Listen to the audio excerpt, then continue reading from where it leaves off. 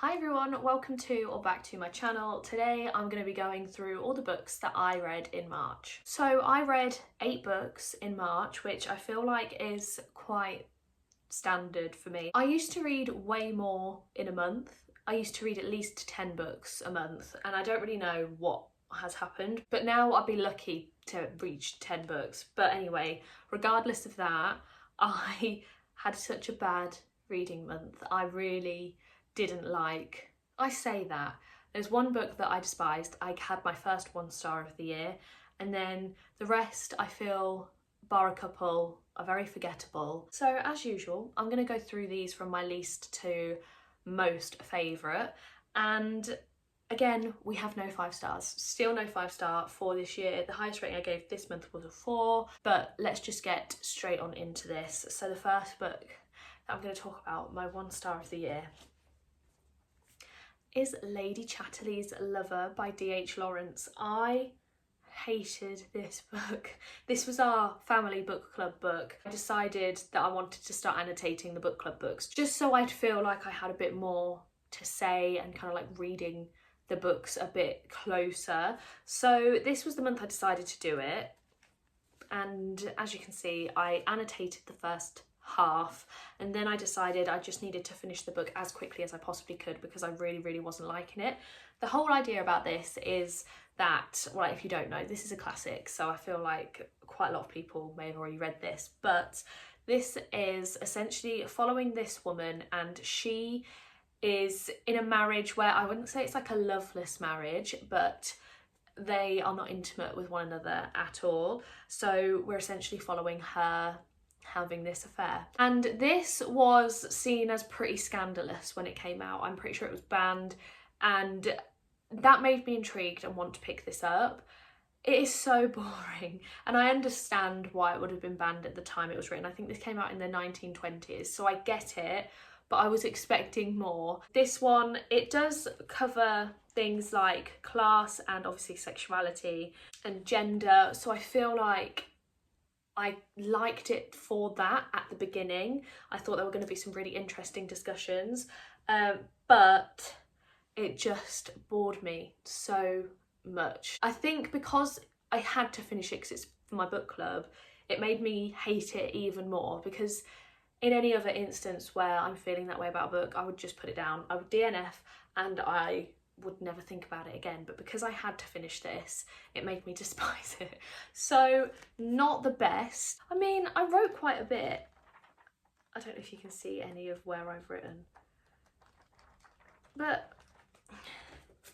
I feel like it, I don't know, it just wasn't my kind of book. None of us liked it, and yeah, this is like a collective least favourite that we've read so far for our book club. So yeah, it was not a hit at all. Moving on to my 2-star book, it is Life Ceremony by Sayaka Murata. This is such a disappointment because I read and really enjoyed Convenience Store Woman by this author, and this is actually one that I received on NetGalley in 2022, and I'm only just getting around to reading it. I am really bad with NetGalley. That's something that I want to change, so I'm actively now trying to read books from my NetGalley. So if you see quite a few books that I read from 2022, that may be why. But this one is a collection of short stories, and to be honest, I didn't know that. When I first picked this book up, or when I requested it on NetGalley, it was just the author that made me want to request it. I didn't actually look and see what it was about. I'm not a huge short story collection fan, but this one was even more of a letdown for me because it just felt like all of the well, not all of them, almost all of the stories felt unfinished to me, so it wasn't very satisfying at all reading these. If you're a fan of Black Mirror, then maybe give it a go, because they're kind of like the weird dystopian kind of style stories, and I could get on board with that. I feel like each story took me a little while to get into, and then by the time I was into it, it was ending. So I don't know, it just didn't work for me, unfortunately, but I will still pick up more from this author because Convenience Store Woman was so good that I feel like this was just a one-off. I'm hoping so anyway. Okay, my 2.5 star. This one is another disappointment, to be honest, and it is another NetGalley book from 2022, and it was Off the Deep End by Lucinda Berry. I feel like Lucinda Berry has become a bit of a hit and miss author for me. A couple of her thrillers are some of my favourites, so I'm always going to pick her books up just because there's that potential that I'm going to absolutely love them, but there are a few that I've really not enjoyed, and this one is one of them, unfortunately. This one kind of follows the idea of trauma bonding. So I can't remember the characters' names in this, to be honest. Actually, I remember one, it's called Isaac, only because that is my brother's name. So this one is about this woman and this boy, and the woman's son has died, and he died in an accident where the other boy was present and so was she. So she was driving a car, it went off the road into the water, and her son died. And the problem is, and this isn't a spoiler because this is like discussed right at the beginning and it's kind of like sets the scene of what's going on. So what happens is that she gets out, she goes to try and save her son, but she saves the friend instead, thinking it was her son. So she gets him out and then realises that's not her son. So then she goes back in to try and get her son, and then this other boy gets in to try and save her. He manages to save her, the son dies. So it's a really quite intense situation, and I thought because of that it was going to be really good. However, the way that this kind of trauma bonding, I can understand that. I understand these two were in a situation that not many other people would find themselves in, and they kind of formed this bond because of that.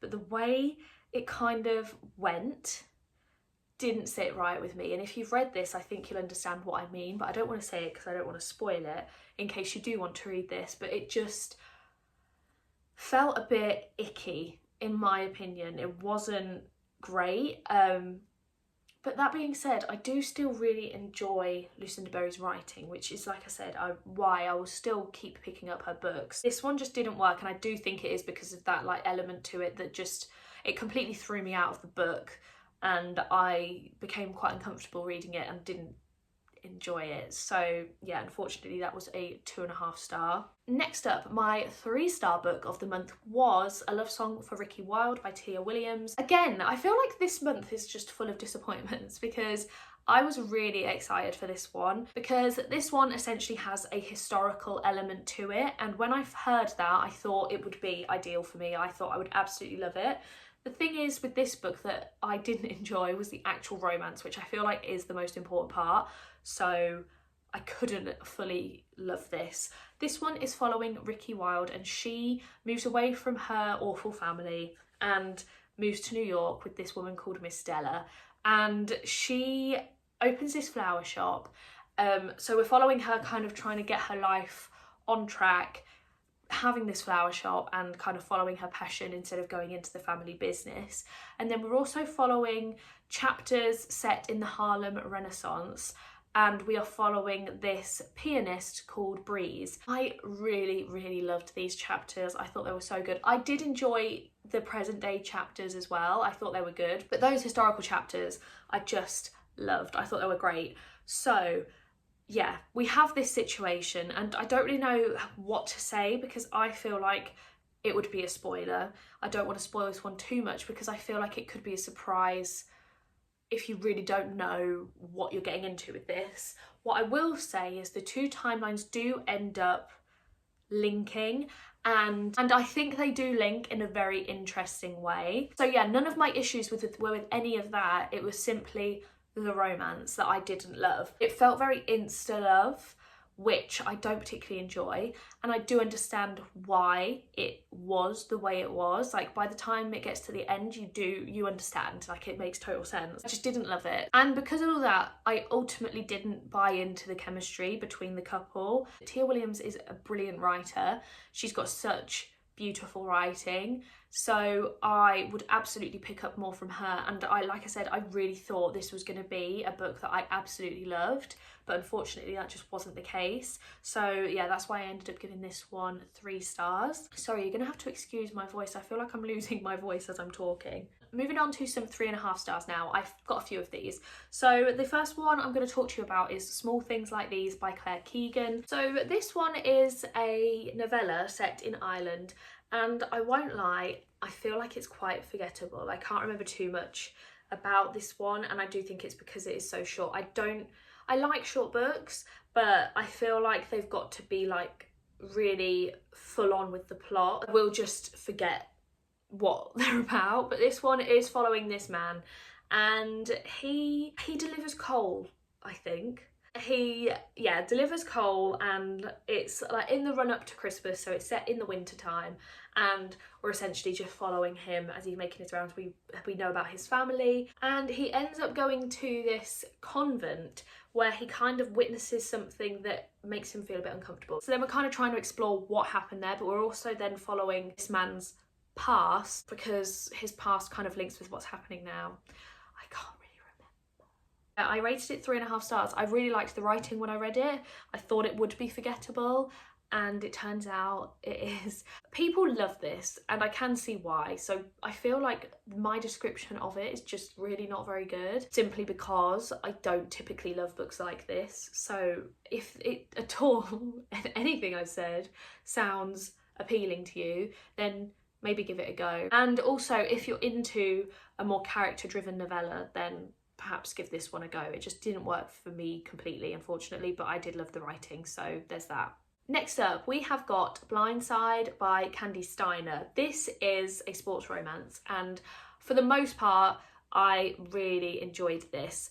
I would say up until like the 50% mark, I was absolutely loving it, and then it kind of started to cringe me out a little bit. The repetitiveness of some of the pet names just made me a little bit cringed out, but I did really enjoy it for the most part. So this one is following this guy called Clay and a girl, I think her name's Gianna, and Clay plays football. Gianna is kind of doing PR, so she's studying public relations, and she essentially has to work alongside him.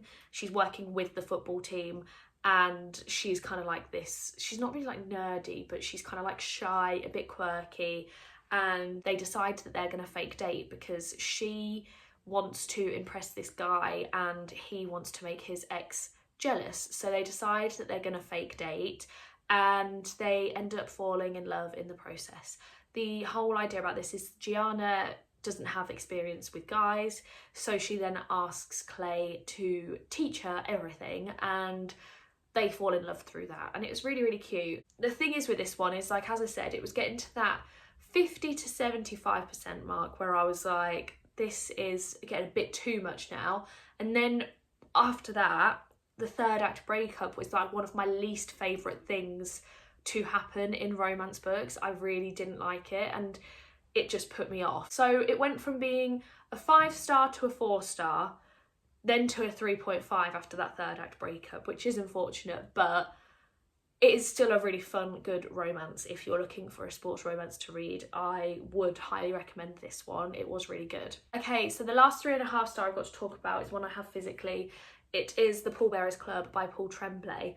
This one took me such a long time to read, considering it is only like 280 pages. It took me a really long time, but I still did enjoy it. The idea of this one is that it is a fictional memoir. This guy called Art Barbara, which isn't his real name, he has given himself that name in the book.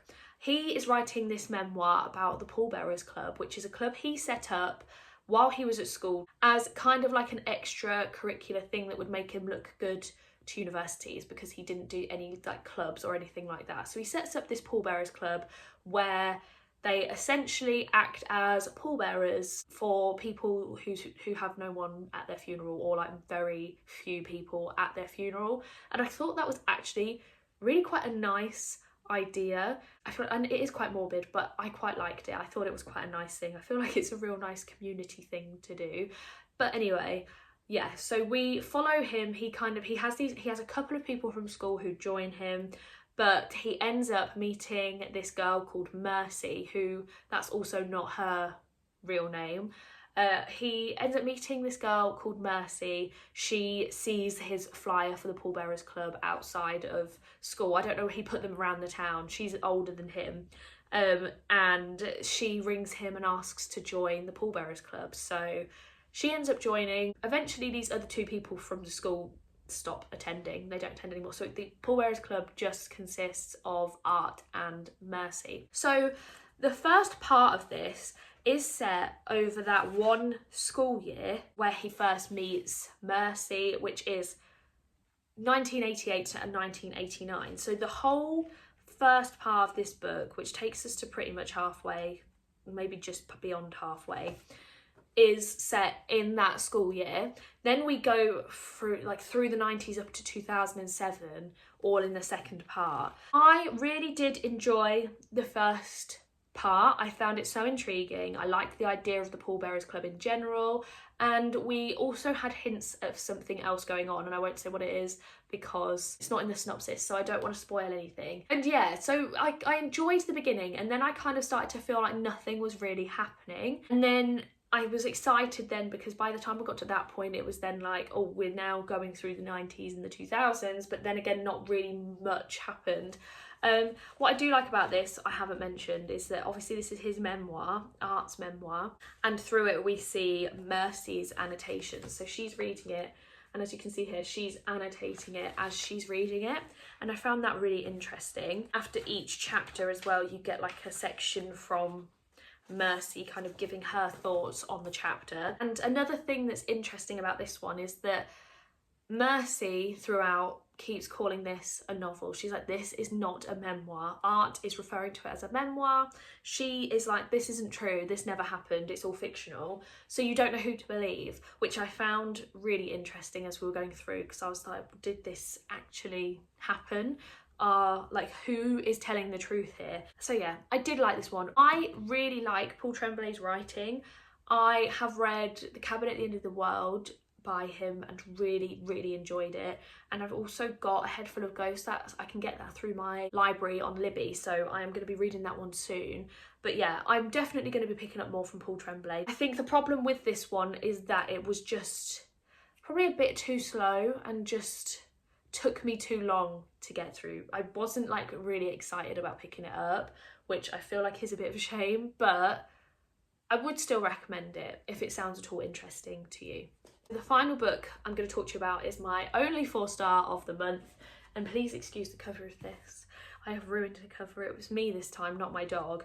It is Before I Let Go by Kennedy Ryan. As you can see, look, I've ruined the cover. I put it in a drawer and I didn't realise that as I closed the drawer, I folded the cover back on itself. And yeah, I didn't realise until I just went to get it out of the drawer. This one is a second chance romance, which I don't often love. I really do struggle with those romances. However, this one is my favourite of that trope. This one is following Yasmin and Josiah, and they were married and they've got 2 kids, and very early on you realise that they are actually divorced. For the sake of their children, they are still friends. We're kind of following them both trying to move on from one another and really just failing. They are destined to be together, which is why I think I could get on board with this being a second chance romance, and the reasoning behind their split in the first place just makes so much sense. I feel like it really works. It is really sad, but it definitely works. And like I said, these two are just meant to be together. So as I was reading it, I was just like, yeah, this makes sense, like this has got to happen. I really liked all of the characters in this, so I'm really excited to pick up the next book in this series because it's following this friendship group, so Yasmin and her friends. The next book is one of her friends, and I think the book after that is going to be about one of the other friends who I really liked. While it is this romance, it's also a lot about Yasmin kind of finding herself and coming to terms with what happened to her and how to live her life beyond it. While she'll never get over it, she has to kind of learn to live with it, and then obviously she ends up back with Josiah and it's lovely, but she does go through a lot, as does he. I feel like this is primarily focused on Yasmin's story. I really enjoyed this one. Kennedy Ryan is a great writer. I've tried to read some of her books before, but they were just like too hard hitting for me that I couldn't. I struggled. Prepare for emotional books from Kennedy Ryan. I would look up trigger warnings for this one because I can see it being very upsetting for some people. I really enjoyed this one and I rated it 4 stars. So those were all the books that I read in March. So that is it for today's video. Let me know in the comments down below what your favourite book of March was. If you enjoyed this video, I would love it if you could like and subscribe, and I will see you in the next video. Bye!